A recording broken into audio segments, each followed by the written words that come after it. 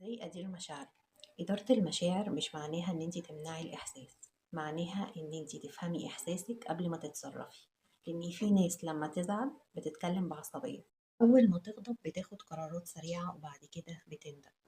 إدارة المشاعر بتبدأ بخطوات صغيرة، وقفة صغيرة مع نفسك واسألي فيها هو أنا حاسة بإيه دلوقتي. ولما تحسي إن المشاعر قوية خدي دقيقة هدي نفسك قبل أي رد فعل. الإنسان الحكيم مش اللي ما بيحسش، الإنسان الحكيم اللي هو بيعرف يقود مشاعره بدل ما المشاعر هي اللي تقوده. أول حاجة سمي الشعور الأول. أحيانا بتقول أنا متضايقة بس هي بتبقى في الحقيقة غضبانة أو مجروحة أو خايفة.